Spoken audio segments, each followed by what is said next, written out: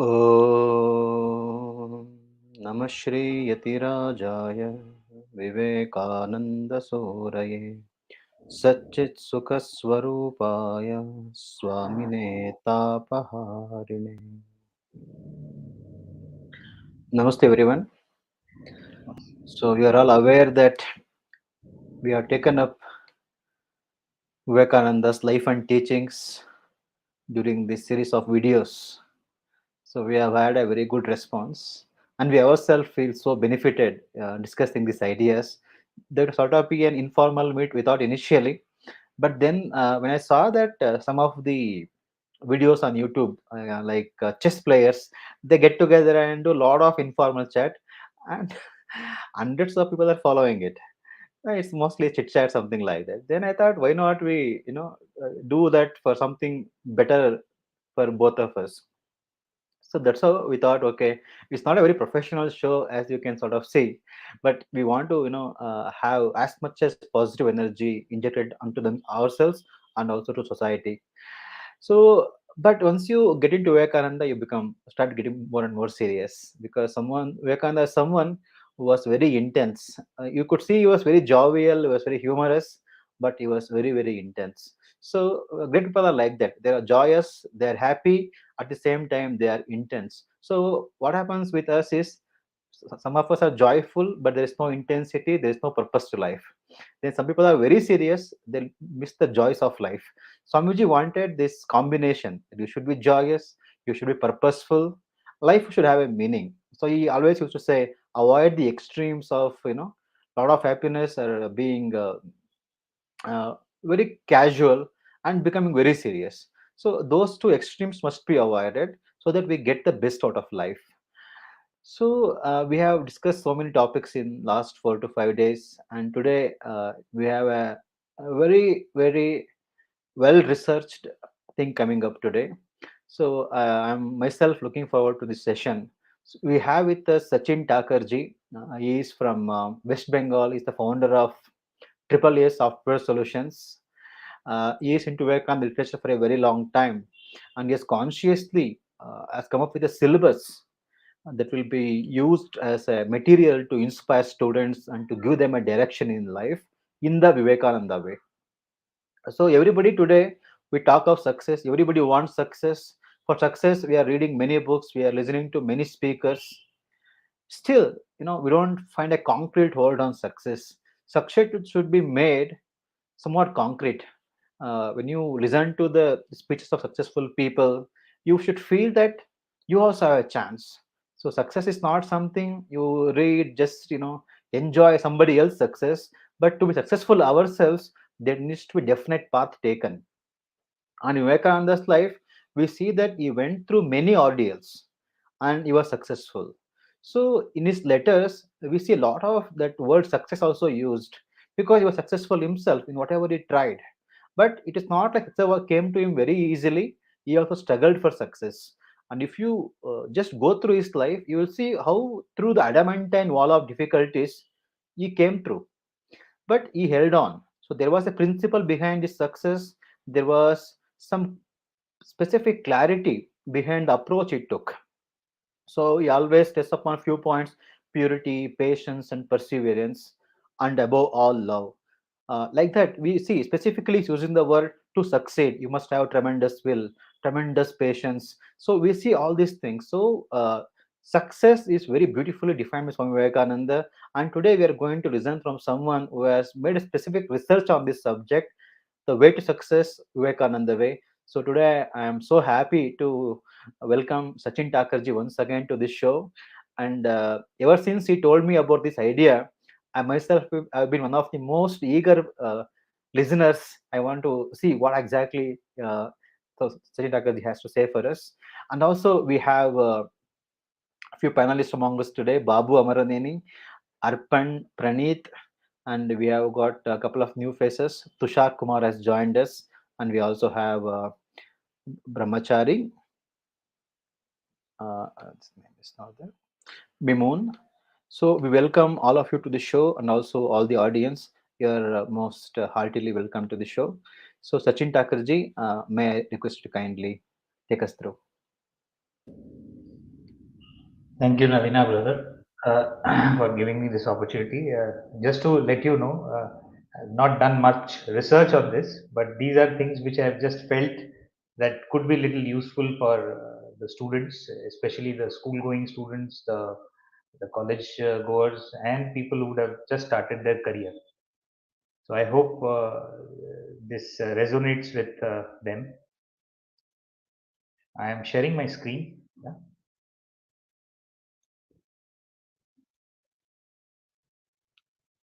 Is it visible?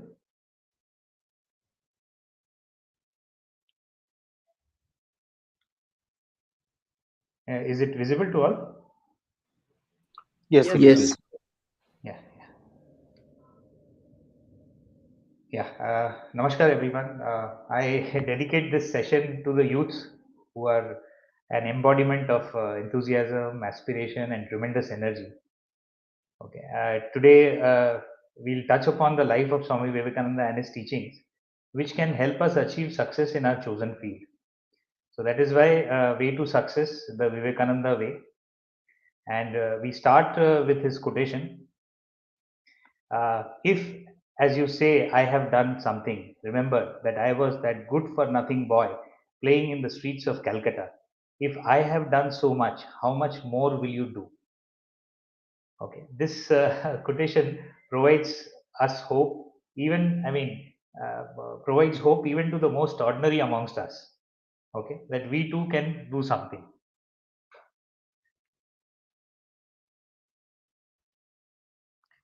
Uh, why Swami Vivekananda?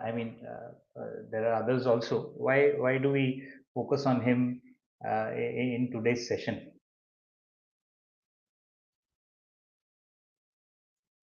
Uh, Swami Vivekananda basically is a symphony of many melodies. Okay, so many aspects of him. He is a social scientist, a social reformer, a philosopher, a patriot, a nationalist, an avid sports lover, an educationist, youth leader, a historian, a monk, a Vedantist, an entrepreneur, a management specialist, a global citizen, a visionary, a humanitarian, an orator, a religious leader, and a man of action. Okay. You will not be able to take away any of the above attributes that is mentioned here, and yet you may add dozens more. He was a multifaceted personality with dynamism unfound commonly, has something to offer to all sections of the society. Okay. And what were the other reasons why youth should look towards Swamiji? He had achieved all this at a very young age, and he had a special emphasis on the youth in all his talks. He has pinned so much hope with the youth, especially the young and modern generation. And in fact, if you deeply observe this, the kind of hope that he had from the youth, even our parents do not have such hope with us. Even parents sometimes are skeptical about our capabilities, and they ask us, "Will you be able to do it? I don't think you have the capability, etc." And such hope he exhibited not for the youth of his age or this age, but for the youth of all generations, past, present, and future. And if he has put so much hope in us, even when we were not around, okay, is it not our duty to try at least to understand his expectations from us? I think we should try to kind of understanding little more when he himself is so hopeful with us.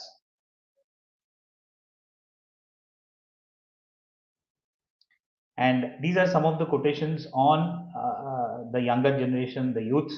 My faith is in the younger generation, the modern generation. Out of them will come my workers. They will work out the whole problem like lions.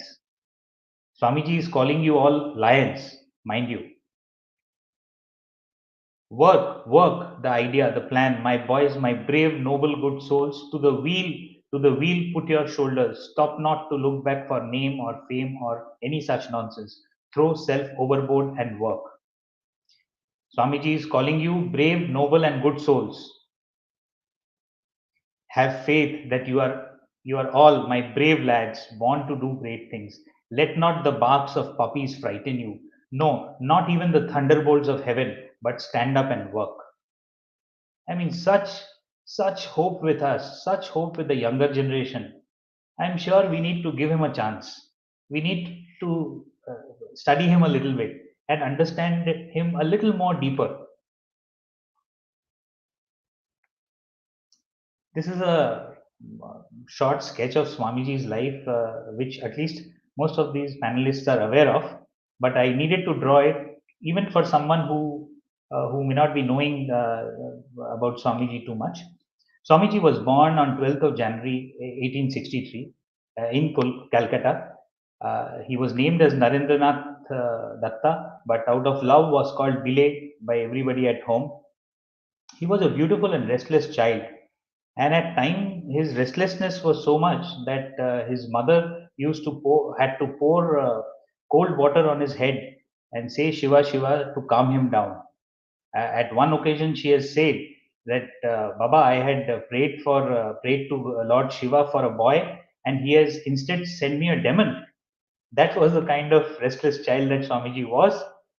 Babu, can we have the video, please? Once upon a time in British-occupied India, a wandering soul was born. Whoa! No one can stop this tornado named. I think I was wrong. An angry voice of a mother could. And this always made him calm and rest for a while. So what if it's upside down? He was the pride of his friends. He had many great adventures.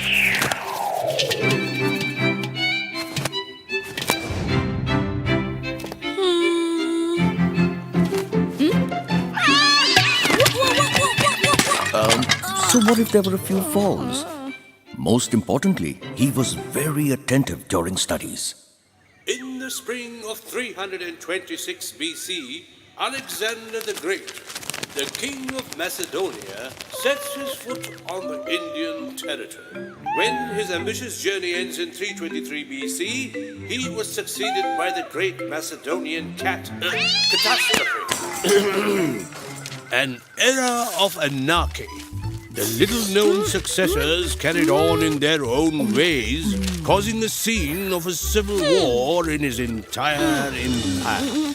The generals who fought between themselves for power failed.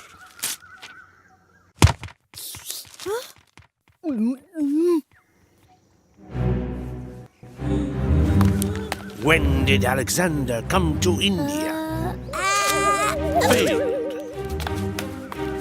When did Alexander come to India? Failed.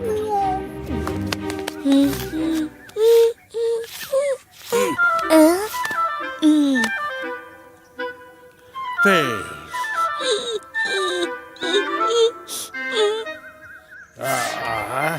It looks like A of Alexander. Okay, passed.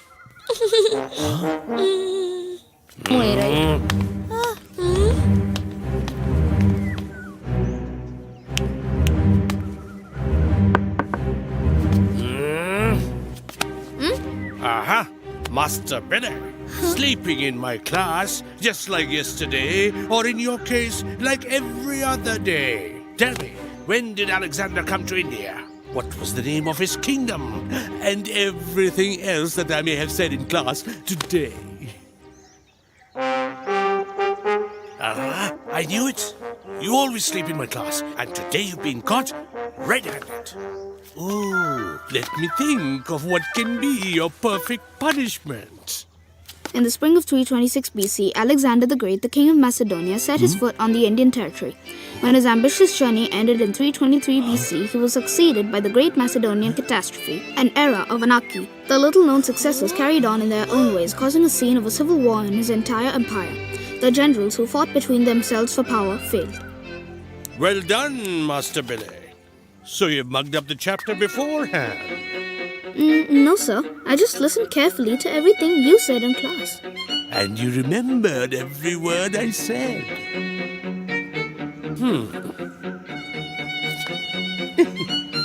Let's take something from my own collection now. Why don't you try to remember this, word to word. Slowly, silently now, the moon walks the night in a silver shoe. This way and that she peers and sees silver fruit upon silver trees. One by one the casements catch her beams beneath the silvery thatch. Slowly, silently, now the moon walks the night in her silver shoon. This way and that she peers and sees silver fruit upon silver trees. One by one the casements catch her beams beneath the silvery thatch.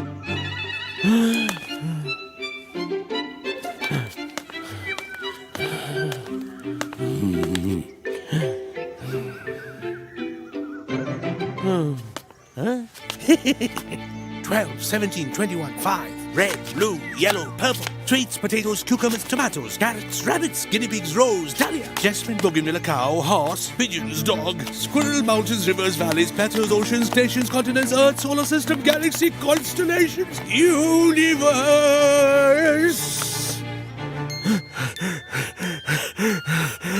That's all. 12, 17, 21, 5. Red, blue, yellow, purple, sweets, potato, cucumber, tomatoes, carrots, rabbits, guinea pigs, rose, dahlia, jasmine, bougainvillea, cow, horse, pigeons, dog, squirrel, mountains, rivers, valleys, plateaus, oceans, nations, continents, earth, solar system, galaxy, constellations, universe.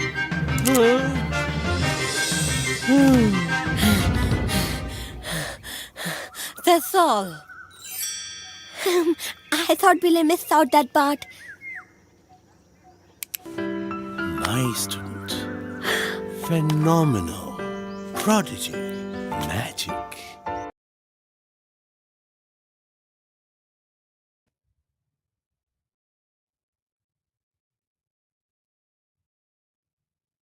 Yeah. Babu, shall I continue? Yes, Dada, you can continue. Yes. So that was the belief for us. The restless, the naughty, yet the most attentive. Okay. He also had fancy for saints and wandering monks. I mean, almost every time he came across a monk or a saint outside his house, he used to hand over the articles from his home. And his mother was so fed up that she then had locked him in a first floor room. Even there, from there, he could manage to throw articles from the window to these monks. So such was his fascination.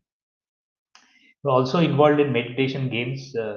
We have heard a lot of times that while he practiced those meditation games, at one occasion there was a cobra. Everybody else ran away, but he was meditating so strongly that he couldn't realize that. I mean, he couldn't. He was not even bothered that the cobra was around. Okay, and highly inquisitive and bright in his studies and play. As you saw, the way he grasped his subjects and his understanding of the subjects and grasping was pretty good. He could retain it very, very strongly. Rejection of caste. He was, I mean, there are two instances in his life where his father was a lawyer and his father's client was a Muslim who used to come to their place. So he used to accept some sweets or gifts from that Muslim.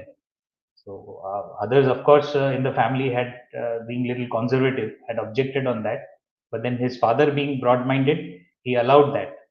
And at a later date, Swamiji also actually went to his father's room and saw that there were three kind of hookahs kept: one for Brahmin, one for non-Brahmin, another for non-Muslim. And he was told that if you have the hookah which is not meant for you, then you lose your caste. So he actually one day tasted all of them, and his father walked in and asked him, "What were you doing?" So he said, "People say that people will lose their caste if I have some other hookahs. I was just trying out if there was any difference or not." And he said, "I had all the hookahs, but there was no change in me." So it's his father's understood how deep his understanding was, and that also at a very young age.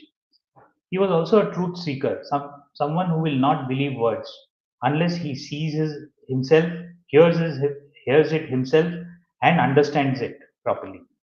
Babu, can we have that video? played. Now listen. It was the beautiful season of spring. Flowers were in full bloom, and this made the trees proudly sway in the wind. Billy, keep going! Whoa!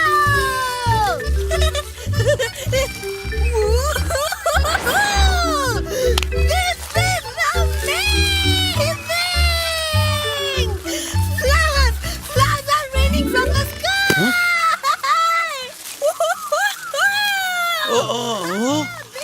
My precious flowers are getting ruined.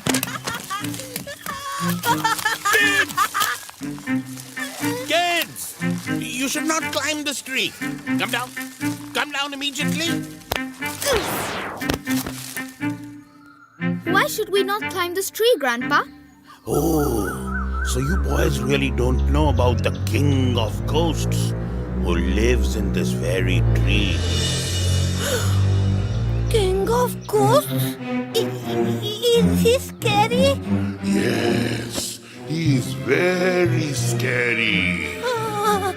Long fingers, fangs for teeth.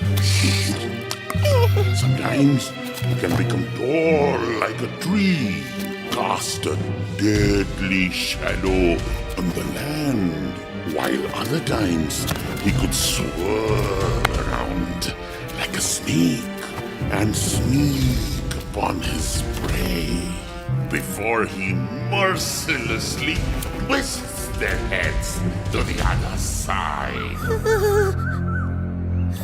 And he lives in this very tree? Yes. So that is why you kids should never climb this tree again. Or else you will forever walk with your heads facing the other way. Now they'll never climb the tree. So, come, hurry. Let's get back to having fun. What are you doing? Did you not hear what Grandpa said? The King of Ghosts lives there. He will twist your head. Stop thinking like a stupid person. There is no ghost in this tree. How can you be so sure, Billy? Think, Hurry. If the King of Ghosts actually lived in this tree and twisted the heads of all those who climbed it, shouldn't I be moving around with my head facing the other way long back? You know I have climbed this tree before. Yeah, you're right. You don't have a twisted head. Yup. Grandpa wanted us to stay away from the tree. That's all. Never believe anything before you have checked it to be true. That's why he tried to scare us. Absolutely. Now get up here. I will show you something new.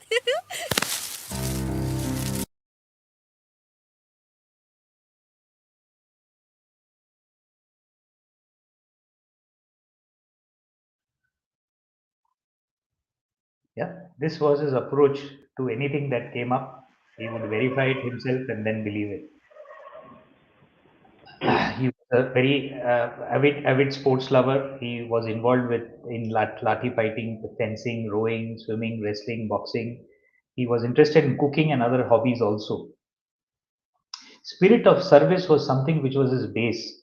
I mean, whatever actions he took, there was this service factor always exhibited in his actions. He was courageous and undisputed leader of his gang, loyal and caring friend. We had a small story on that where he and his friends had gone to Calcutta Zoo. On their way back via a boat, one of his friends fell ill and he vomited. The boatman was very angry and started shouting, didn't allow them to take the boat to the shore. He said that you clean the vomit, otherwise I'll not take the boat to the shore. Other boatmen also joined him and they were harassing the children. And Swamiji could understand that his friend was not well. While the commotion was on, he jumped into the river, swam to the shore, looked for help, found two English soldiers, requested them for help in a broken English and with some hand gestures. They then called upon the boatman, asked him to come to the shore. Boatman actually came to the shore and ran away. So the English soldiers rescued these children, and impressed with Swamiji, they asked him to come to the theater, which he said that I can't come because my friend is not well and I need to be beside him. That is the kind of loyalty and caring attitude that he had exhibited. He already always had a spiritual awakening, and therefore that question always lingered in his mind, that where is God? How is God? How does God look like? And is there anybody who can see God? He went about asking these questions to everyone, and one of his professors in his college told him that please visit Sri Ramakrishna.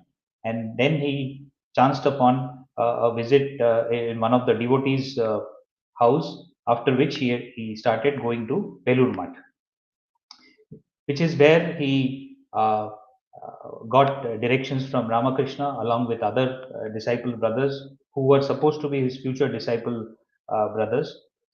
And in 1884, his father passed away, and he had to face a lot of hardships because he had left with, his father left with a lot of debt on the family. The relatives turned their faces.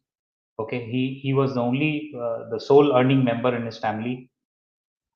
Just he was trying to get over this hardship. Sri Ramakrishna also passed away in 1886, and these band of boys, there were 16 in number. So Thakur had made Swamiji the leader of all these 16 group of boys, and he had that burden on his shoulders, because he was told by Sri Ramakrishna that Naren, you will be taking care of all these boys. You are the leader, okay? And there was certain role that Sri Ramakrishna had ordained for Swamiji. After Ramakrishna passed away, the boys were actually clueless, and they actually hired a rented house in Badanagar. That was the first mutt that started, where a few of the brother disciples were stationed, but a lot of them actually roamed around in India. They wandered entire India, especially Swamiji, trying to understand the challenges that the poor people faced, the dilapidated condition that they were in. He wrenched his heart. Okay, and after wandering for almost 7 years, he got an opportunity to go to the Parliament of Religions in 1893, and there he overnight became so popular with these words, "Sisters and Brothers of America." That was his starting remark when uh, he started his speech. And mind you, on 11th of September 1893, that was his first speech. He was asked to speak in the morning, but he was a little nervous. He said, "I'll speak a little later." He got that opportunity in the second half, and then the rest is history. After creating a massive, drawing massive attention in US and Europe, he returned to India in 1897, established Ramakrishna Math and Mission in May 1897.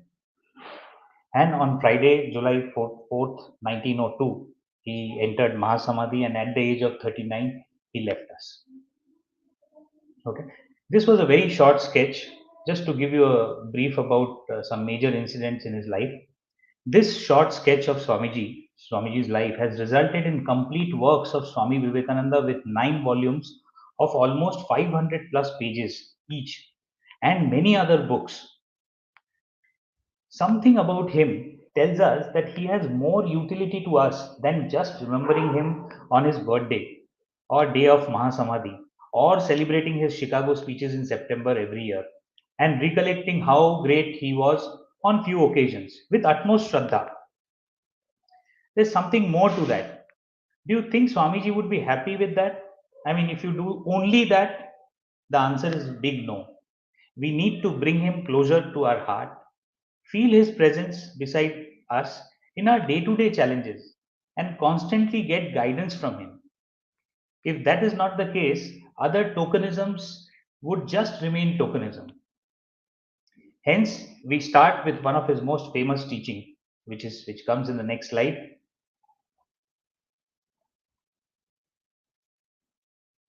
If you have assimilated 5 ideas and made them your life and character, you have more education than any man who has got by heart a whole library.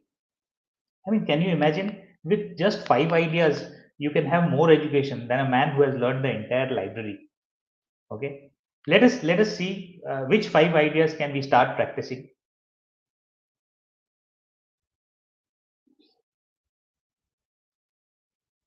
Okay, this is the starting point.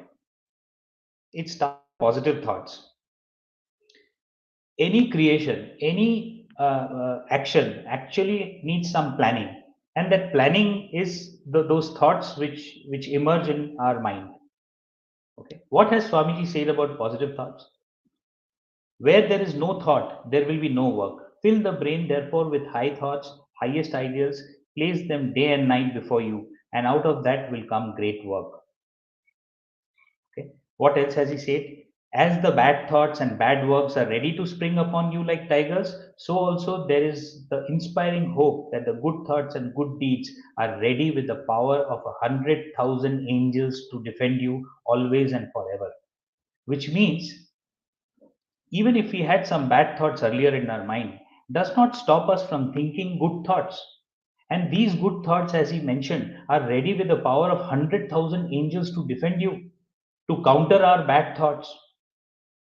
Hence, we should all start with a positive frame of mind. Okay. And you see, the other 4 characteristics or ideas that I'm going to speak of, uh, Ravana also had those characteristics, but his starting point was a problem. His thoughts were negative, and therefore he was doomed. So, if your thoughts are not right, with all the other good ideas that you might have on your other fingers, you will go or you will get doomed faster. Therefore, this is a starting point. It is very important that you have the right idea, right thought in your mind. And Swamiji has said, whatever we dream and think of, we create. What we think, we become. So this idea gives us tremendous hope that we can actually become what we want to by simply putting our thoughts in the right direction, and we can actually create something which is beautiful, which is positive, which is helpful to others by dreaming and thinking of positive ideas. I think this gives us tremendous hope. Okay, how can we do that? When you get up in the morning, I think we should all thank God for His bounty and blessings that are with us. Okay. Uh, Second, we can think what good can we do for others. This is in the morning, and when we retire in the night, we should jot down that what did we do for others today? Were we able to contribute to somebody else's happiness today? Okay. And the third could be with positive people, read good books, read books of good personalities. Okay, it is definitely going to boost your effort. So that becomes our first thought or idea, positive thought. You may have all the good thoughts in your mind, but if you do not have the will to execute it, it comes to a zero. Therefore, what Swamiji says, to succeed, you must have tremendous perseverance, tremendous will. I will drink the ocean, says the persevering soul. At my will, mountains will crumble up. Have that sort of energy, that sort of will. Work hard, and you will reach the goal. The sheer power of the will do everything, is what Swamiji has said. Okay. As I said, you may have great ideas, but the ideas remain ideas until you put it in practice. You have the willpower to execute them.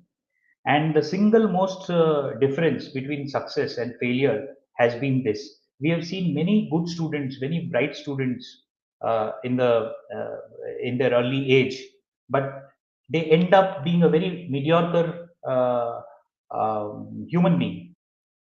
Okay, and there are, on the other hand, very ordinary students at a very early age, but they do wonders when they grow up. The difference factor has been the willpower that they execute. Okay. If you just try to think what is willpower, it is that power of the mind which impels, propels, and enables us to do chosen actions in a definitive way and avoid doing unchosen actions in an equally definitive way. Okay. Usually, what is an impediment for executing our willpower? Our past experiences, our past failures. Okay, we become a little timid. We say, no, can I do that? Last time I tried it, didn't have. I mean, I failed, and therefore I don't intend to do it right now. So our past failures have not necessarily to be our future failures also. Okay, nobody is destined to be weak always. Okay, so there is hope. Each and every one of us can actually uh, increase our willpower.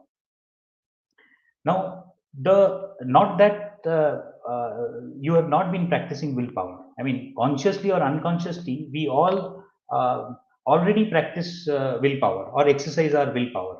But the need is to understand the importance of willpower, and knowing the importance of willpower, exercising it on a day-to-day basis is going to make the difference.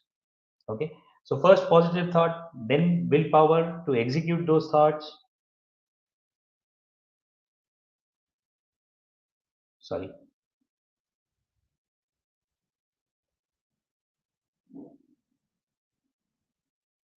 Yeah, what we will do if we have positive thoughts, willpower to do it, but not faith in oneself.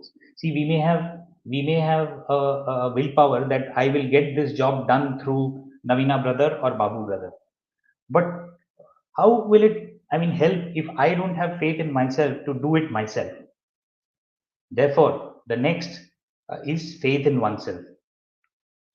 What has Swamiji said about this? The history of world is the history of few men who had faith in themselves. That faith calls out the divinity within.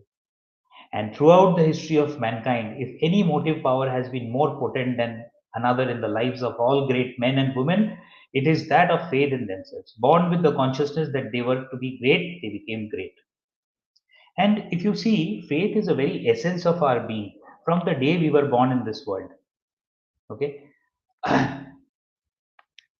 It is nothing but the faith has survived us till whatever age we are. It is the faith that we have that sun will rise and sun will set. It is the faith that we have that our parents is going to take care of us, right? It is a faith that it is with that faith we go to school, that our teachers are going to teach us something new this week.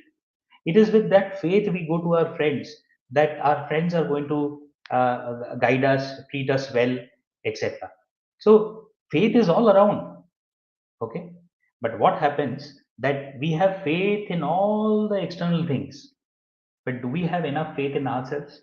If we are able to have faith in all the things around us, and even in things which are far off, far away, and where we do not have any control on, do we have any control on the sun? Do we have any control on the moon? Yet we believe that certain things will happen. It is our faith. So, if we have faith in things which are so far away from us, can't should not we have faith in something which is nearest to us? And who is nearest to you?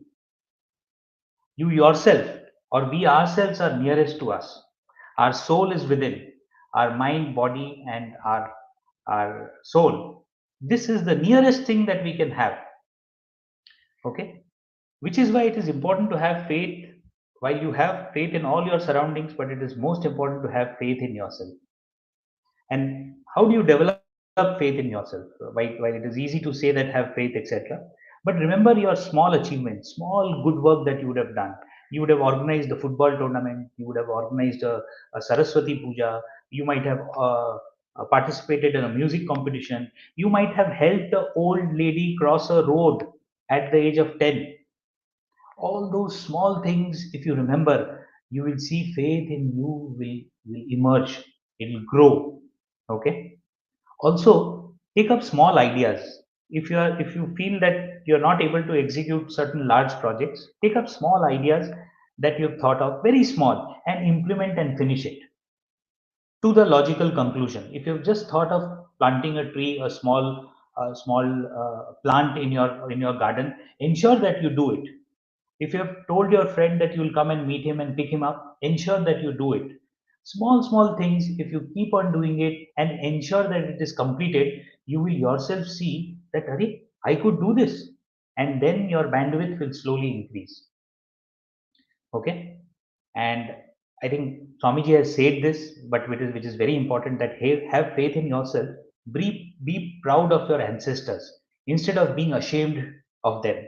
And let me categorically tell this audience that we all know that since Britishers came 200, 300 years ago, the Gurukul system in our country was categorically removed. They knew that if these people were strong in spirituality, if they believed in their ancestors, we will not be able to rule them. And therefore, their idea was to cut those roots, to destabilize them. Imagine if I were told that my grandfather was so and so, my great grandfather was not worth being a human, etc. What would be my self esteem be? What would be the faith that I'll have in me? Therefore, Swamiji had said that have faith in yourself, be proud of your ancestors instead of being ashamed of them. Okay, good. You have faith in yourself, extremely good. But if the strength is lacking, you will not be able to do anything, because right now, whatever we discussed was only ideas. Faith, willpower, the positive thoughts, willpower, and faith were all ideas. But your real execution will happen through the strength that you have got. Okay. What does Swamiji say on that? You will do marvelous work. The moment you fear, you are nobody. It is fear that is the great cause of misery in the world. It is fear that is the greatest of all superstitions. He's calling fear superstition. I mean, can you imagine? Are we not about to ponder on this? That such a great personality, why should he call fear a superstition? Whereas superstition, as per our definition, is something very different. It is fear that is the cause of our wounds, and it is fearlessness that brings heaven even in a moment. Therefore, arise, awake, and stop not till the goal is reached. And how do you build this strength and fearlessness? The first thing is to be standing on your own feet. And therefore, Swamiji says you must learn to make the physique very strong and teach the same to others. Walk in the morning and evening and do physical labor. Body and mind must run parallel. Of course, for the youngsters, don't take this excuse that Swamiji has asked us to walk, so we are not running, we are not playing, we will only walk. Okay? But I mean, people who can run, can play, should do that. And then, when their body does not permit all that, you should then walk. That is the message that Swamiji has given. And uh, as I mentioned, actual execution requires the strength. Okay, it is the strength and fearlessness which actually, along with faith, makes an individual courageous. And what all kind of the strengths do you need? You need physical, intellectual, and moral strength. Okay, and how do we develop that? I mean, physical strength, of course, with exercise, yoga asanas, playing, okay, having nutritious food, and maintaining a daily routine. Intellectual strength, uh, be alert of your surroundings. Okay, do a little deep study followed by deep thinking on those subjects. It will automatically brush up your intellect. It will automatically strengthen your intellect. And the last is moral strength. You may do everything, but morally, if you are not strong, which is purity of thought, purity of speech, and purity of action, if that is not found, then that is a problem. So hence, when somebody talks of strength and fearlessness, don't only show your muscle. You have to have your physical strength, your intellectual strength, and your moral strength, both parallelly. I mean, all the three parallelly getting strengthened.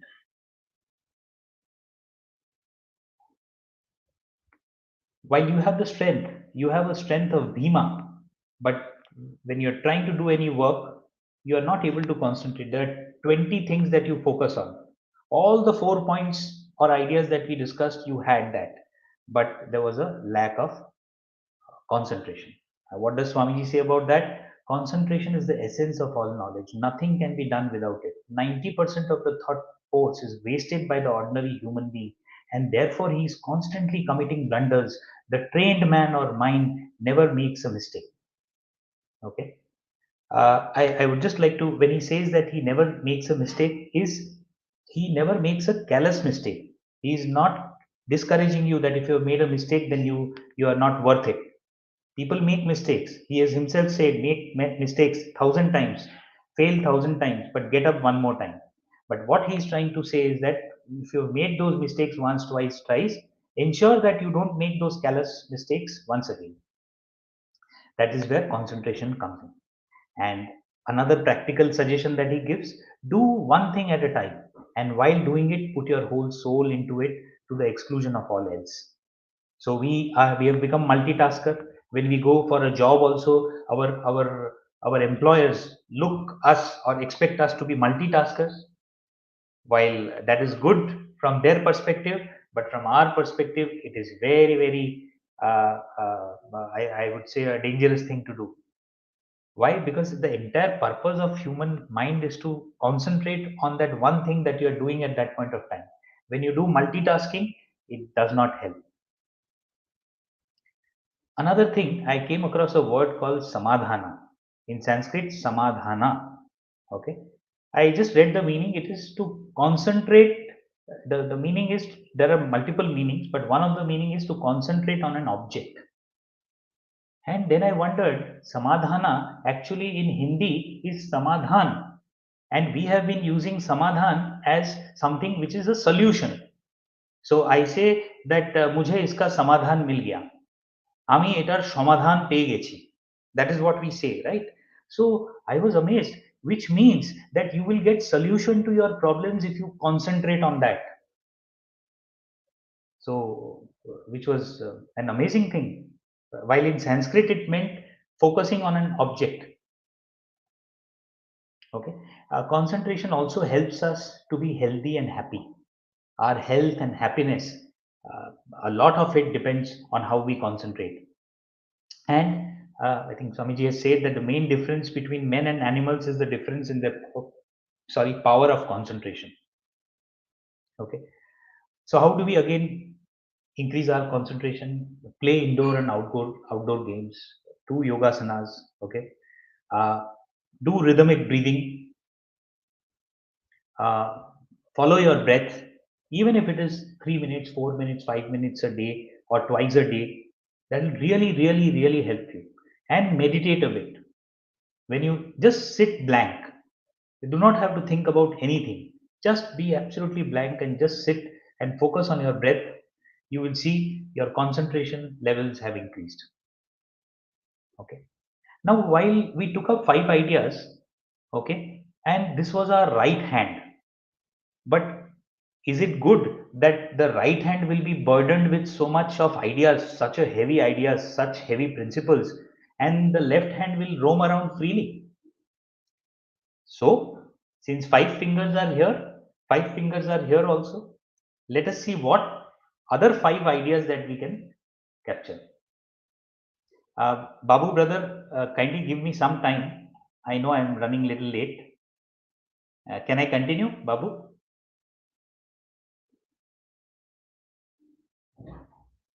Yeah, please continue, Sachin. Please, thank you. Yeah. Yeah. On the left hand side, we have now character. Okay. You would, I mean, I mean, just trying to understand what Swamiji has defined a character. I mean, why character is important. First, make character that is the highest duty you can perform. Neither money pays, nor name, nor fame, nor learning. It is character that can cleave through adamantine walls of difficulties. I mean, we have seen that we have made so much progress. We have conquered nature. We've been highly educated. We have researched on the minerals. We have gone to the moon. So much technological development. That is, does that really mean improvement on character or character building? Rather, we have degraded. We have exploited nature. We have exploited technology to bring down our brothers who are staying across the world. And therefore, even if you do not have education, even if you do not have the best technological knowledge, okay, or scientific knowledge, you still can have a character which will lead you throughout your life.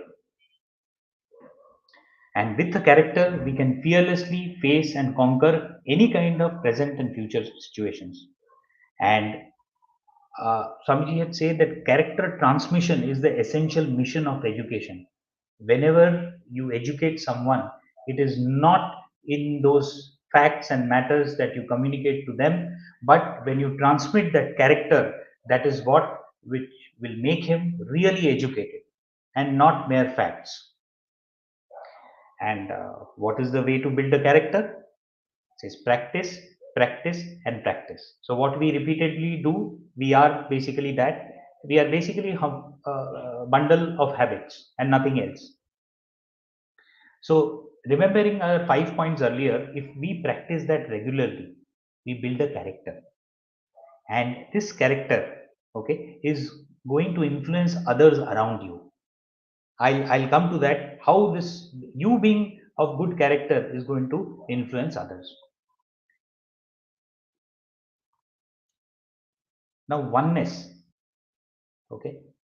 Uh, this, if you see, it is very difficult concept. But if you look at it, think about it deeply, it is very easy to understand also.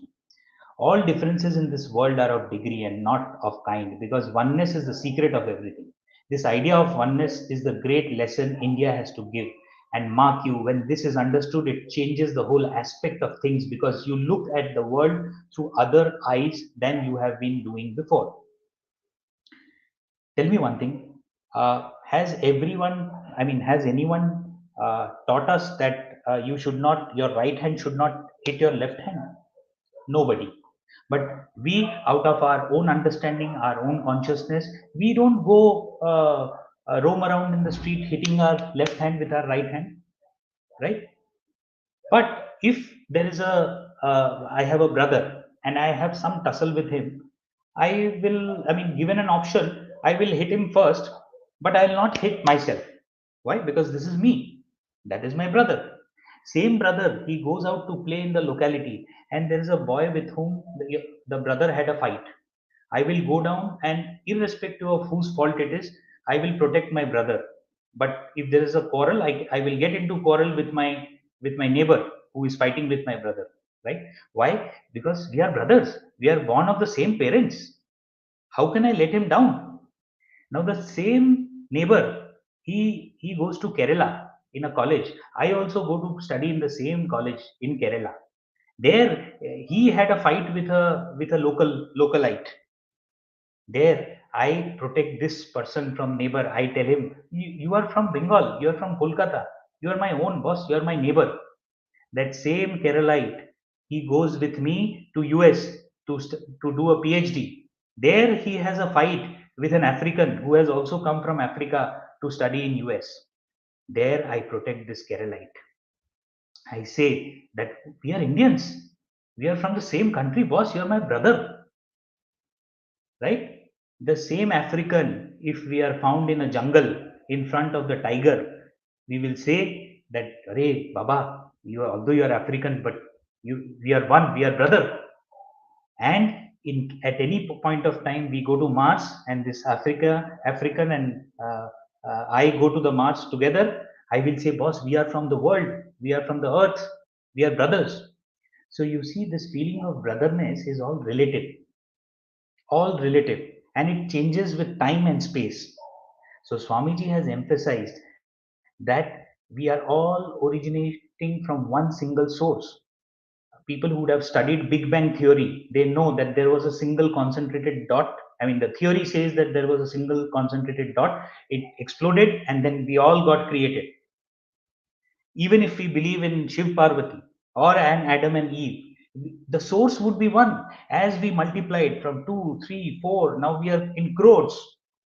But just imagine how much differentiation has grown in our mind, that we are ready to cut throat our neighbor's neck also. You see, that is the point of oneness. If you understand that, you will see whole universe is one. You are part of that universe, and therefore you will never be jealous of anybody else. It will end all jealousy, hatred, enmity, all kind of fanatism will end, with that kind of a feeling. It will help you connect with the nature. When our ancestors died, their last remains were went into the soil. From that same soil, the tree grew. From that tree, whatever fruits grew, we ate it, and 2 kilos we were born from our mother's womb, and today we are 70, 80 kilos. Again we'll go back to the ground, and from our remains further trees will grow. Are we not made up of some same material? Just extend your imagination in this. And therefore, pray for everyone. May all be happy. May all be free from disease. May all realize what is good. May none be subject to misery. When you do that, you will find that while you are praying for others, for all, but because you are part of that whole, okay, when the whole gets better or good, your condition also improves there. Hence, the concept of oneness, selflessness, and service. Sorry.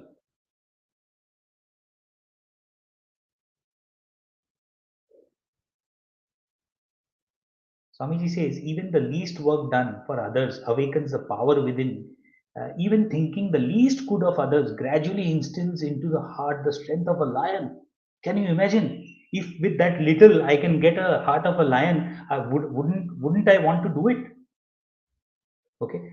I love you all ever so much, but I wish you all to die working for others. Don't worry. Swamiji is not asking us to die tomorrow. Okay. But we will all have to die someday. But if we die working for others, that is a fruitful life, is what Swamiji is trying to convey. Do not be afraid of small beginning. Great things come afterwards. Be courageous. Do not try to lead your brethren, but serve them. This is the message of Swamiji. And if we see Mother Nature, okay, it always gives. If you see, there's a tree.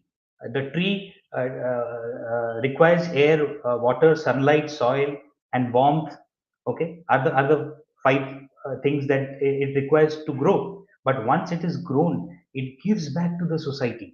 Have you ever seen a tree asking for any other item apart from these five items? It is always giving, giving, giving. So we need to learn that if we were 2 kilos and we gained this bones and blood and all our body vessels and gained 70, 80 kilos today, is it not from this society? Is it not from this earth? Is it not from this environment? Is it not from this universe? And are we not supposed to give it back? That is the concept of selflessness and service. And if you see a flowing water tank and a static water, you will see the water will get dirty. So if you have enough with you, if you have enough material money with you, if you keep it static, it is going to get dirty. You need to have a flowing tank, flowing water in a tank. The tank will be good, the water will be good, and there will be no disease there. And be a contributor. Always think what you can contribute. You will do well in your career. When we are talking of this success here, it is not that I'm asking you to go to a forest and think about all these things. These practices, these ideas have to be kept near you, on your fingers, and practice day in day out. While you are working, you may be working for the topmost corporate. You may be doing great business. You may be a teacher in a school or a college. You may be an artist. You may be a musician. But you have to keep this thing in mind. And Swamiji says unselfishness is more paying. Only people have not the patience to practice it. It is more paying from the point of view of health also. So how do we start? Start with the family and neighbors. You know, one thing, I will make a very negative remark here, but don't have to help others. Make it least inconvenience for them. Ensure that your existence is least inconvenience to others, which means when you close a door, do it softly. When you remove your shoes, ensure that the shoes are in the right place. When you are playing your music, ensure that it does not trouble others. We actually try to do a lot by trying to help and boost our ego and say that, look how much I have done. But on the other hand, we may be doing 10 or 15 or 20 such things in entire day, which causes problems for others. So before starting to help others, please ensure that your presence in this world does not create problems for others. That's the least that you can start with. And if you have a contributing mentality, that what I can do for others, locality, school, college, workplace, that comes next. And the last which comes is keep your country and countrymen first. Okay. Love. Anything that you do, if it is not backed by love, you will not be able to do it. So good motives, sincerity, and infinite love can conquer the world. Have charity towards all beings, pity those who are in distress, love all creatures, do not be jealous of anyone, look not to the faults of others. Okay. And Swamiji has also said duty is seldom sweet. It is only when love greases its wheels that it runs smoothly. Therefore, bring the culture of love within your heart. Okay. And what is the real meaning of love? I mean, uh, uh, it is that unselfish love. Do not expect anything in return. Okay. When you do that, you will see all other ideas that were discussed today. It becomes I mean, you just see, if I love Navina brother very much, I will kind of want to do anything for him. But if that love factor is also not there, I will be very objective in my exchange of words and in my transaction with Navina brother, isn't it? So that is the penultimate idea. And we come to the last one, which is prayers. And Swamiji has said, pray for knowledge and light. Every other prayer is selfish. He says, he's asked, mentally repeat, let all beings be happy, let all beings be peaceful, let all beings be blissful. So do to the east, south, north, and west. The more you do that, the better you will feel yourself. You will find at last that the easiest way to make ourselves healthy is to see that others are healthy. And the easiest way to make ourselves happy is to see that others are happy. Okay. So be thankful, pray for knowledge and light. Okay. Pray for the well being of everyone. Right. With that, all the ideas are covered. And this is the synopsis, or the almost the final slide that we have. The right hand is for the self. Swamiji is saying, have a positive thought, have tremendous willpower to execute them, have faith in oneself so that you can execute those ideas that you've got. Build strength so that execution becomes easy. Have concentration. I mean, strength, fearlessness, and concentration to execute those things. With that, achieve success. Okay. If you want to earn money, do that. Work hard. You will gain success, wealth, fame, name, everything. But then the question comes, what do you do with it? How much will you do with your money? 5 bungalows, 7 cars, every year tour to America or Australia or Antarctica. And when the tourism to Mars opens, perhaps you will go there also. How many times? How many more would you need after having 7 cars, 5 bungalows, etc., etc.?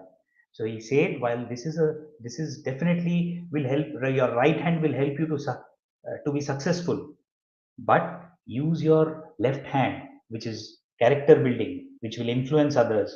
Oneness, which will be, you will be one with all the beings, the nature and other human beings and animals. Selflessness and service, where your health, your fame, your name is not only for your usage, it is to be given to others. Okay, do it with full love and prayers. When these both hands, right hand for yourself, left hand for others, when both these come together, that is the way to success, the Vivekananda way. Okay, and I would like to clarify 2 points, that the 10 characteristics that we have tried to mention here are interdependent, and all are equally important. I cannot say that I have a strong will, therefore I can have little less concentration.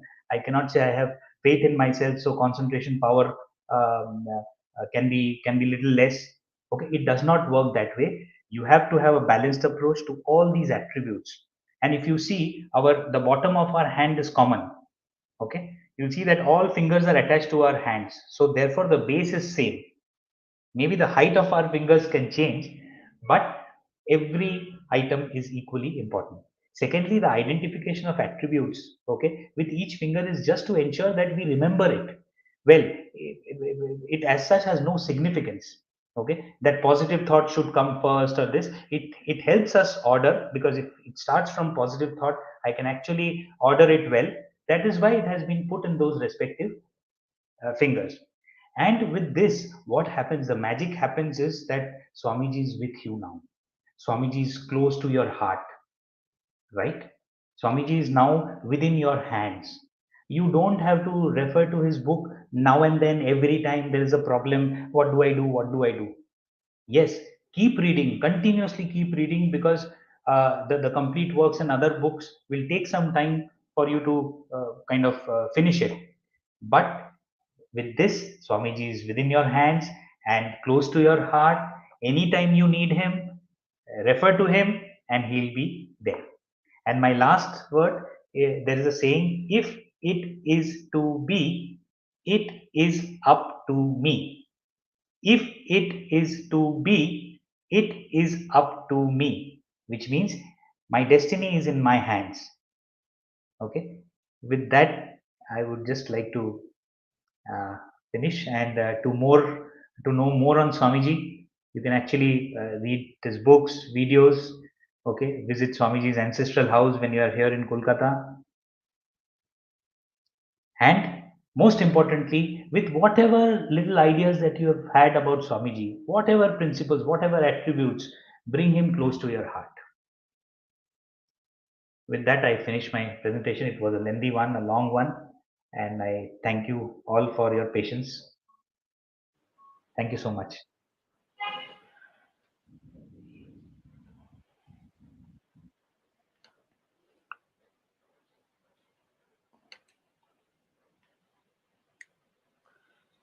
Sachin Thakur, that was really a very fascinating session. I myself learned so many things, and the depth in which you have explored these ideas, and I know that you have been teaching these to the students. It shows, your concern for the students, and I know you are running a software company yourself, and what you are talking, like, both hands. On one hand, you have accumulated all these treasures, and on the other hand, we see that you are very generous with your contribution and with your involvement in society. I mean, it's so inspiring to see this and to understand Swamiji in depth more. So most of the times we read the literature, but the ideas, because you read so many ideas, as you said rightly, the 5 ideas that are very important. So take 5 ideas, leave them, practice them. So we see that, excellently you have put it, and I'm sure it will be useful to everybody. So with this, we have few questions for you, Sachin. I will just try to post it to you. The first question comes from Sachin Sharma. He asks you, Sir, I have been reading Swamiji's teachings from last 5 years. But what happens with me is that I jump from one idea to another and not getting devotion to one idea and not getting any practicality in my life. What to do? Yes, you see, Sachin, we have a common name. So, I had a very close friend, Sachin Sharma, in my young age. The point here is that Swamiji is an ocean. Okay. So, when you are thirsty, do you try to drink the entire ocean? I mean, is that the way out? Or you take out some water? Okay. If it is a salty water, you remove the salt from it and drink that much, right? Each one of us has different capacity. Definitely not the capacity to drink the ocean, but somebody can drink from a small pitcher, some from a small glass, some from a large glass. Okay, so my request to you would be that if you have read Swamiji for the last 5 years, pick up these 4 5 items which are easy to refer to remember also. See, with this you will remember it while you are walking, while you are on the train, while you are on your work. Swamiji is with you on your fingers, you see, because Yes. mostly when we read ideas, those ideas are read, we become intellectually charged up, we feel, Hmm. oh, what have we learned, and I mean, this is Hmm. something my friends have never read, and I have the privilege of reading this. But the moment we get into the work, we face the challenges of life, and there is somebody abusing us. Okay, we forget oneness. But what oneness? You are abusing me, I will also abuse you, right? So, but if you try to do this, maybe practice a little bit, if not five also, if you start with one or two also, that also would be fine, is my humble suggestion. And the fact that you could read Swamiji for 5 years, that itself is a big achievement. I'm telling you, if Swamiji didn't want you to read all those materials, you would have been thrown out of the system, I mean, from his books within a week or so. But you are yourself saying that you've read it for 5 years, and at times results don't come in 5 years, 10 years also, and suddenly one day you will see the flowers blossoming. So that is my only request to you. Sachin, we have one question from Indu. Yeah. You spoke about love and all that. So she asks a difficult question. How can Right. I see God in others who hate me and how Okay. to do good to them? Okay. Okay. uh, okay. uh, See, a little bit of imagination here would be required, Indu, that um, if you have a sibling or if you have a brother or sister, I'm sure you would have had a fight with them, right? But it's a temporary fight, and then you know that he or she is my brother or sister, isn't it? Uh, I mean, if you are there on the call, you can answer. Otherwise, you will see that these are all temporary aberrations. I can forgive my brother, but I cannot forgive a neighbor who is little far off. I just gave that example. That same neighbor who hates you, you feel you will befriend him when you go to Kerala and study in an engineering college, because the local people there are would be an alien to you for the time being. And again, that Keralite, when you go with him, although you had a fight with that Keralite, you didn't like him, okay, but when you go to US to study together, you will say there'll be a bonding. So you see, these things are very temporary, and it comes and goes. So that's one part of it. Second, while it is very difficult to see oneness in the entire universe, but it is also easy. As I said, imagine a situation. We today Indians are 130 crore, but we were not 130 crore always. We have grown, right? So at some point of time, if you go back, there would have been only two Indians or one Indian, and in the entire world there would have been only 10 people. And in from that 10 people, if I further reduce it, it would have come from one source. So I am at times, I say he so and so was my great grandfather. I am proud of him. Why? Because I can reach him easily. I know that he was only 3 generations away. But if we use our imagination, if we see that for years, maybe thousands of years, if you want lakhs, also lakhs of years back, there would have been some source through which we were created, and it is the same recycled material. We usually say, I don't want to go for a second hand bike, I don't want a second hand house, I want first hand. Do we realize that we are all second, third, fourth, 20th hand? We are all recycled material within ourselves. So if you just think on that, and if you realize that that source that was there was actually God. God has created the universe. Okay, so if that source is God and if He has created, then we also have a little bit of God within us, and the other person also has God within us. That is how you see God in others. Don't you see? You have been taught that your parents are God, but you become angry when your parents get angry with you. Does it mean that they are no more God, or there is no God then lying within them? So it is a matter of perception. Practice it. Whenever you get angry or the other guy gets angry, try to practice it. If that anger is not a very unreasonable one. Yeah, thank you, Sachin. There's another idea I just want to add to what you said. You see, seeing God is very important for us. So what I have heard from many sadhus of Ramakrishna Math, I asked Ji. one same question to one Swamiji once. I asked Maharaj, if somebody does something bad to me, how can I love them? I asked this question to him. He's a very senior sadhu, and he said, Just because they did something wrong to you or they hurt you, should you hate them? He asked me the reverse question: should you hate them because they did something wrong to you? So you should know one thing: every hatred thought that goes out of us comes back to us. So it is for Yes. our own good. It is for our own good that we have to do good to others and see God in others. And Swami Vivekananda says, why is there evil in this world? It's none of our business. Our business is to be good. And wonderful thing he says, uh, he said, it's our duty to see God always, not the devil. Even if there were to be a devil, it's our duty to remember the God and not the devil.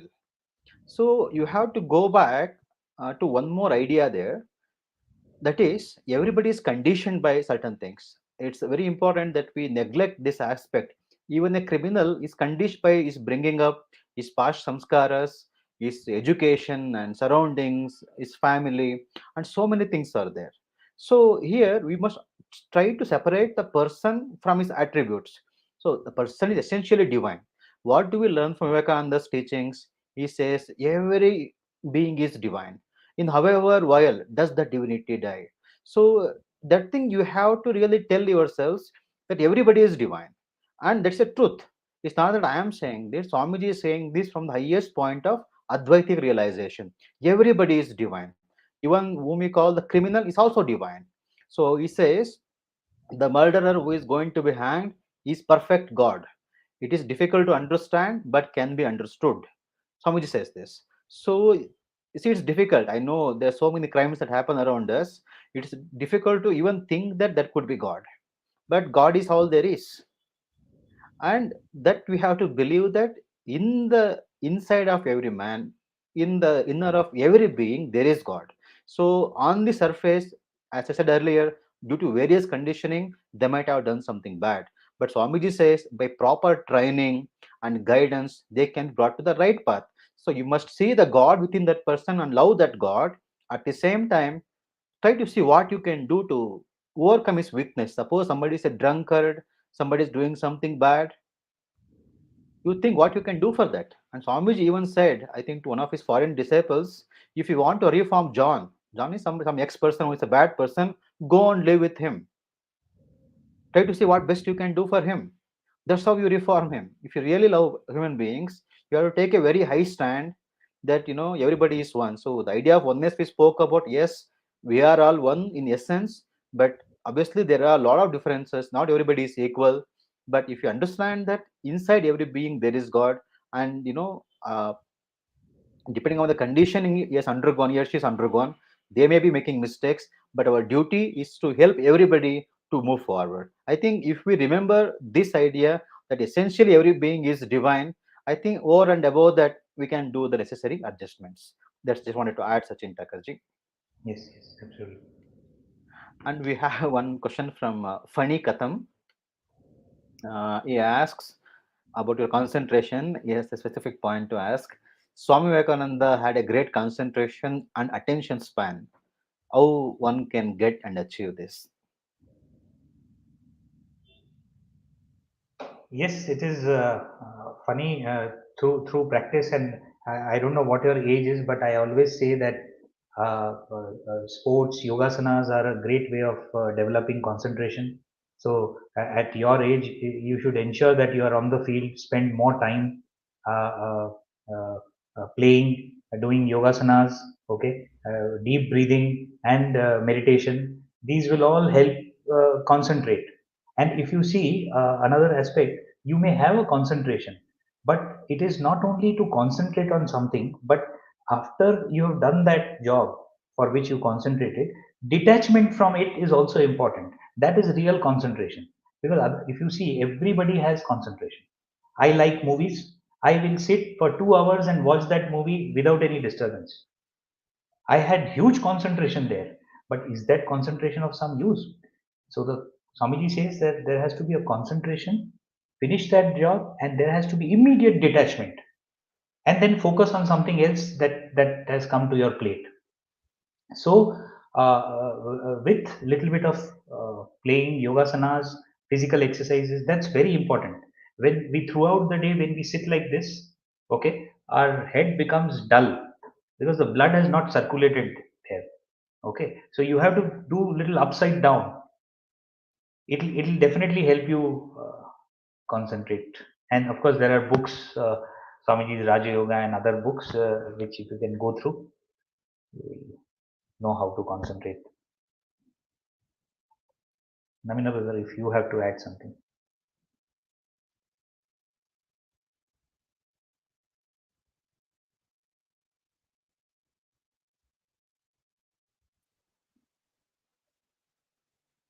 Yeah, so I got disconnected.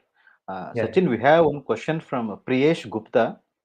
You Mhm. spoke about faith in oneself. So he's asking a question, how to develop this faith in oneself? Because I'm unable to see anything divine in myself. Very difficult question, I hope. Yes.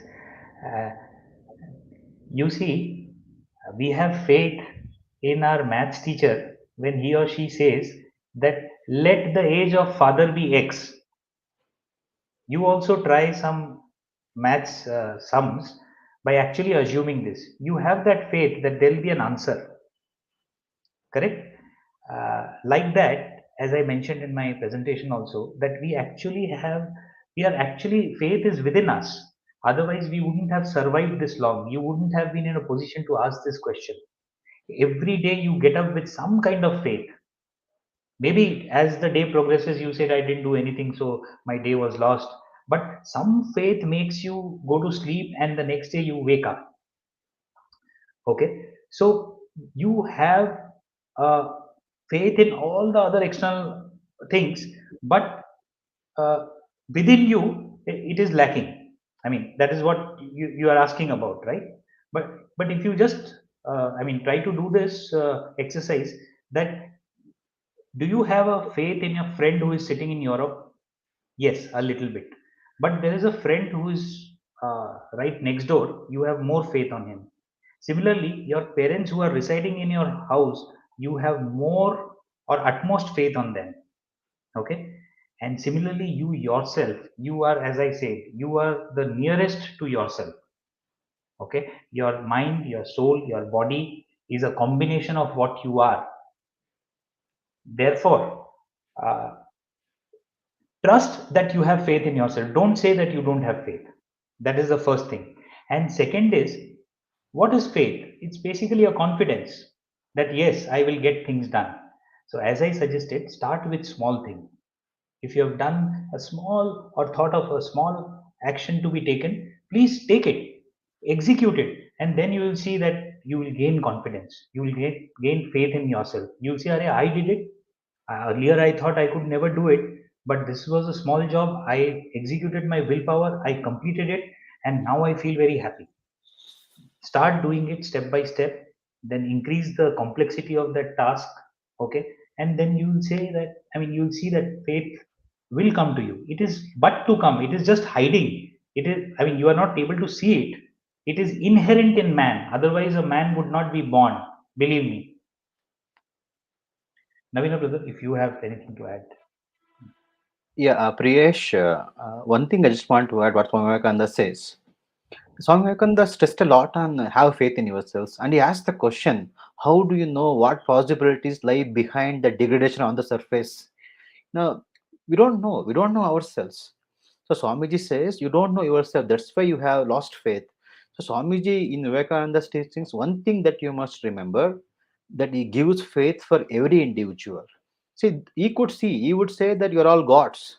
He could see us and he will tell you are gods. So we don't see God in ourselves. We don't see, as you have mentioned, I'm unable to see divine in myself. But Swamiji says you are divine. Why should Swamiji lie to us? So sometimes when our mind doesn't work, we have to trust what the great people say about us. See, we know this. We do every day of our lives. We go to someone who knows better than us.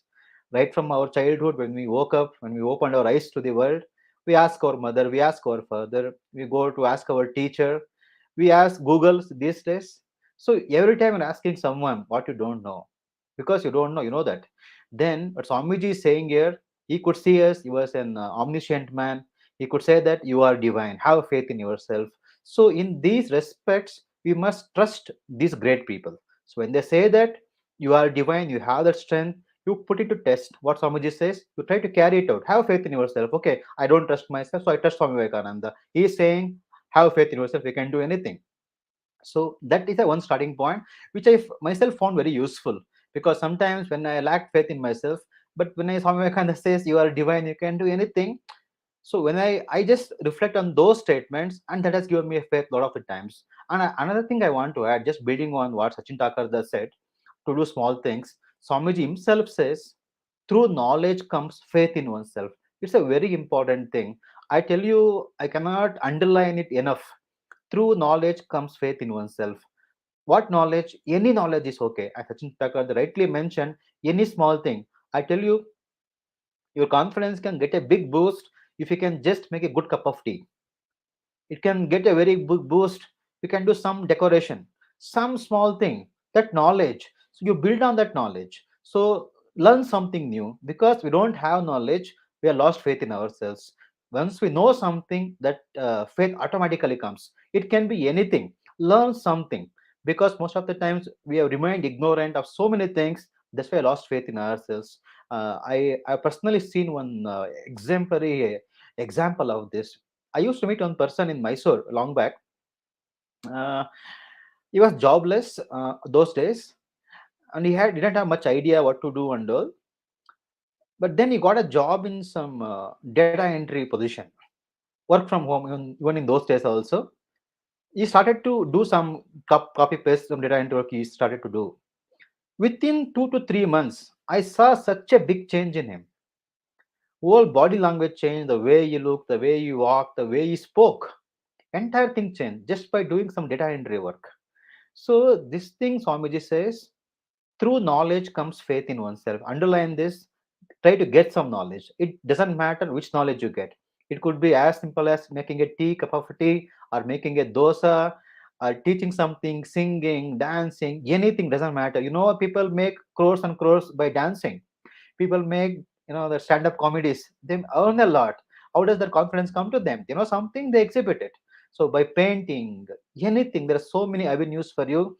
But I tell you one thing, you must choose one idea.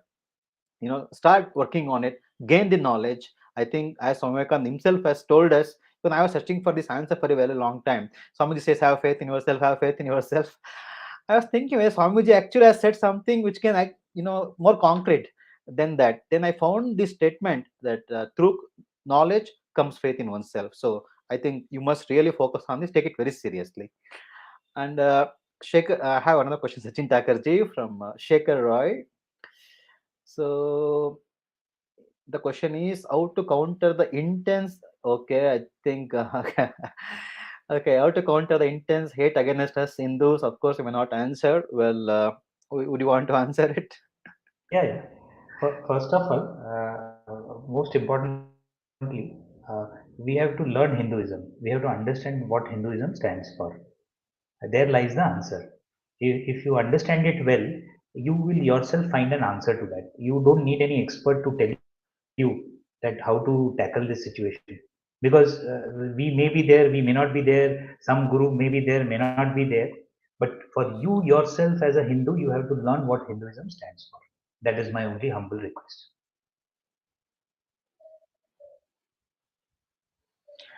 We have one final question, Sachin Thakurda. So it comes from Jai. He asks us few words on time management to success in life, sir. How to make priorities and ignore wasteful things that in life which degrades us. Degrade, na? Yes, I would take a cue from my presentation. What happens is most of these wastage of time happens because of lack of concentration. If you see, you do 20 things in a day, there are 5 things which you are so attached to, you are supposed to do, but you did it well, you were attached to, but you were not able to detach from it. So number one, if you want to be efficient, you want to have a better time utilization, okay, do everything at that point of time, finish it and come out of it and immediately concentrate on something else. That is one way of it. Second, see, priorities, you would know what are your priorities.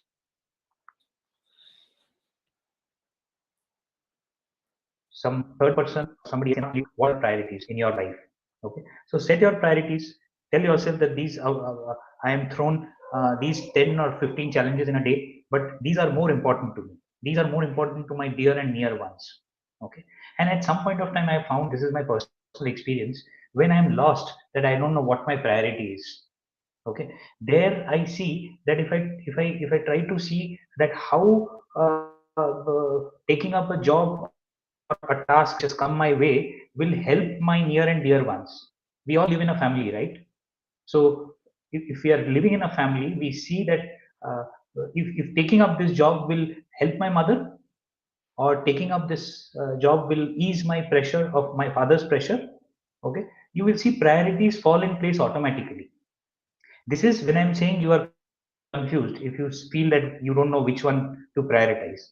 So see whichever benefits others, your near and dear ones, prioritize that first.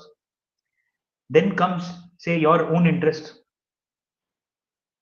So I think this way you can reduce doing wasteful things, and automatically, and see, there's nothing like success. The moment you do small things, improve upon it, 2 days, 3 days, you will see a drastic change. And the fourth, fifth,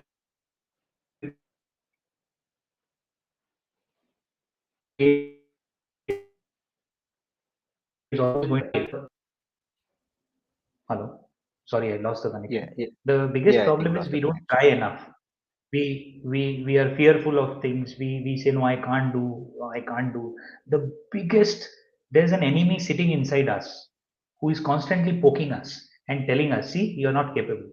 You're wasting time. You don't know what to do. Stop that enemy from tampering with your mind. Kill it. Just give it a try. Give it a shot. And I'm telling you, if I have to live with one quote the entire life of, I mean, one quote of Swamiji, that is that: fail 1,000 times, but get up one more time. Sachin, thanks so much. We will take one final question. It has come from Nitin Radhakrishnan. Yes. Sometimes I feel very hopeless what we are doing at that time. I feel numb, shaken up. How can I overcome it, sir? How can I overcome it? Nitin, that is natural. We are all human beings. We have been born with certain tendencies. When we start working, when we go out to the society, there are all kind of people. Okay, and while we are very motivated in the morning, by the time it is afternoon, the certain situations come up where we feel this kind of a thing. Okay, that's very natural. That is first. Second, that is where these 10 fingers will help you. That is where from your pocket you will take out a card, that is Swamiji's card, and think of the I mean, what would Swamiji had answered if you had asked this question to him in that situation? Okay, you will, there is a high chance you will get an answer, because the answer is not in your pocket, not in me, it is within yourself only. What I mean, suppose you are feeling numb and there is a very promising situation which came up in the next 5 minutes, you suddenly are full of enthusiasm. What happens? Where did anyone give you an injection to be enthusiastic? No, it all came from within. So your courage is also lying within you. At that point of time, it is clouded. Because it is clouded at that point of time, you feel numb. Try to remove that cloud. Try to give that a little time. Don't overreact. You're feeling like that, okay, that's okay, hota hai. Okay, but you'll see, you remember these 5 items. Okay, okay, faith in oneself, okay, strength and concentration. Try to do things with strength and concentration, and have faith that theek hai, main fail hua, no problem, I became little nervous, but let me get back. And I mentioned, when Swamiji was asked to come on the stage on 11th of September 1893, he was little nervous. He asked the authorities that, no, I'll speak later. A world mover like that can be nervous. So who all are we? We can definitely, I mean, this is a part of our life. But then don't get into that hopeless condition. Don't maintain it for long. You have to come out of it. And it is only you who will be able to come out of it. No external doctor or injection can bring you out. Yeah, that is my Yes, yes, humble Sachin answer. Thakur. And also, we just add, on the strength factor. Swamiji used to say that, first you should be physically strong. So Hmm. Swamiji gave a lot of importance to physical strength. So eat good food, nutritious food, that really strengthens your mind also. So whatever Swamiji said, it's very practical. So I just adding to what Sachin said, just add that extra thing you take up, to have that physical strength, and whether you take a food which is good and nutritious. Doesn't matter vegetarian or non-vegetarian. Swamiji encourages us to have very good food. So I think just may just add into that. Sachinda, I'm very sorry. We have to take one more question because Yeah, he has really requested us. So it is yeah, from Mr. Curie. He has not put his name anywhere to take the question. yeah. I think it's an important question which most people have. I am feel like I am very small. I cannot do anything. I know that I can top an exam, but I feel like I cannot. That's why I can't start to prepare for the exam also. So it seems to be in a very messy situation. I think it will be nice if you can answer it. You don't have to start if you don't feel like. No problem.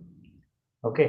Wait for some time. Appear for small. There are competitive exam books available. Okay. Just just do a very casual ticking of the answers there. See how you fare there. Okay. Once you'll score a little bit there in those rough exams, practice exams, you will yourself find the motivation to do it. That's one. Second, I will. I mean, your question is also related to others also because it is lack of confidence, nervousness. Okay, don't not getting the motivation. Okay, I have one answer. Sorry, I am repetitive on that, but I know that will work at someday, at some point of time. And what is that? Even the least work done for others awakens the power within. Power within. Even thinking the least good of others gradually instills into the heart the strength of a lion. So I am saying, if you are not able to do certain things for yourself, just think that how your certain action is going to help others.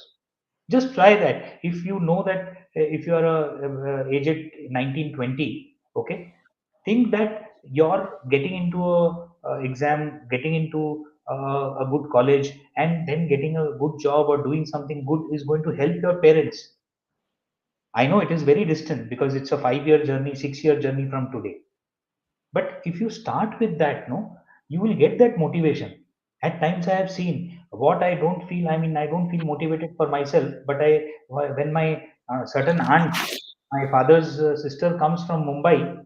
Oh, otherwise they used to ask me to get up in the morning. I didn't get up, but meri bua aayi hai, my aunt has come. I will get up at 5 o'clock in the morning and go get some kachori sabzi from the market. Why? My aunt has come. You see, certain things, certain situations, they actually motivate you and push you out from these situations that you are talking about, and you yourself can do it. Read Swamiji's books, if possible, not the bigger volumes, okay, but the thin books are available, 15 rupee, 10 rupee, 20 rupee, okay, which will do wonders for you. I am telling you, today I took a session, I am answering you. There will be a day after reading those books, Mr. Curious, you will yourself answer questions to people who are confused on this state or are feeling these challenges in their life. It is that good. I have gone through all this. Whatever you are asking, I have gone through it personally. But after reading Swamiji, practicing maybe iota of that, iota, small thing out of that, has helped me come out of that. And that is why whatever I told today is from my personal experience, from within, not as Navina brother said at the beginning, it's not very well researched, but it is researched in my heart. That much I know. So thanks, Sachinda. It was so touching, and I can't even express what actually it meant. So it's so nice, to have real life examples who follow Vivekananda's life and come up with something. Swamiji said one thing: at least do something. Listening to me, show to the world that what you have done. Uh, Show to the world that listening to me has been a success by doing something. All of you be men, Swamiji said. Even if you are a little successful, so don't expect that you'll become like Tendulkar or Lara or anybody. Doesn't matter. But if you are even a little successful, not very high, doesn't matter. Are you able to give employment to one person? Are you able to bring happiness in your family or to yourself? Even anything, a small success, Swamiji feels you'll be very happy to see us doing that. So start small, do what is in your capacity. Higher things will definitely come to you. Swamiji always used to say, we have to rise by doing the duty that is next to us. Whatever duty you have been given, whatever you are supposed to do that well. Gradually, the higher things will come to you. So I pray to Bhagavan Sri Ramakrishna to bless you, and I'm sure with Swamiji's guidance, yeah, just keep reading Vivekananda's literature again and again. It's going to really help you in your journey forward. So it brings us into the end of this wonderful session. So I'm lost for words myself, Sachin Takarji. So it was so inspiring and going deep into the depth of our own selves, looking at all these ideas of faith, strength, concentration, and positive thoughts, more importantly, and service to others, the character building. So wonderful. Oneness, Vivekananda told that oneness we have to practice. And even he said that once you feel one with the universe, you have become immortal. So that is the emphasis he has given on oneness. So that cuts away all the borders of religion, caste, sex, gender, animals, plants. Somebody asked a question how we can tolerate the hatred against Hinduism. So you feel this oneness with the universe, like Bhagavan Sri Ramakrishna did, Vivekananda did. I think the other day we spoke about a wonderful incident about Swami Vivekananda. How he said that to a Muslim, he said this, that are we all not one? He was a Protestant Hindu, Swami Vivekananda, and he told a Muslim person, "Are we?" He asked the question, "Are we all not one? We're all one." So we have to practice that. And one thing we highlighted earlier, we have to see divinity in the back of every person. So once we start to doing that, I think we'll have that oneness developed more and more. So always a great feeling to reflect upon Swami Vivekananda's life and teachings. It is so much for every individual. Sometimes amazing when he said that I shall inspire men everywhere until the whole world shall realize that it is one with God. So by that, he includes every one of us, Mr. Curious, Nitin Radhakrishnan, Hindu, whoever asked these questions. Swamiji says that he's going to inspire us till we realize our perfection, our greatness, our godliness. So let's have hope and faith on Swamiji. Let us take and study him more seriously. And wonderfully enough, today we had these 10 points to make it simpler for you, because if you go to Vivekananda literature, it's 9 volumes. You'll be left confused what to do, what to start. You have these 10 specifically picked up ideas from a life experience of a person who has practiced in his life. If you're not gone through the complete video, will be posted on the YouTube later.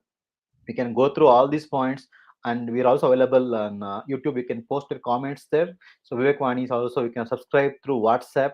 So if you want any further guidance, I'm sure Sachin Takarji and also a few others will be more than willing to help you. And more than anything else, Vivekananda's inspiration will always help you. Always have the hope. Don't give up hope. Don't give faith on yourself. Don't give up that faith on yourself. I'm sure that's what Vivekananda says to us. Even if you fail 1,000 times, make the attempt once more. So we have a few questions, but we have come to the end of the session, way beyond our scheduled time today by 1 hour almost now. So Sachin ji, you want to add something? Yeah. Yeah, just one thing. I just went to get this book. Okay, this is Glimpses of Swami Vivekananda, Vivekananda's heroic struggle. So I request all of you who asked questions today, okay, to go through this and how much struggle this individual would have gone through. Okay, today we see him as a hero. Today we see him as a world mover. But what went through him? I mean, go through. It's a thin book. Okay, I think some 18 rupees or so, available on any of the Ramakrishna Mission sites. So that is my humble suggestion. That will ease out your worries and will propel you to work for your own betterment. So that brings us to the end of this wonderful session. So we'll conclude with Shanti Mantra. So we look forward to see you again tomorrow. Om Shanti Shanti Shanti. Harihi Om Tat Sat. Shri Ramakrishna Arpanamastu.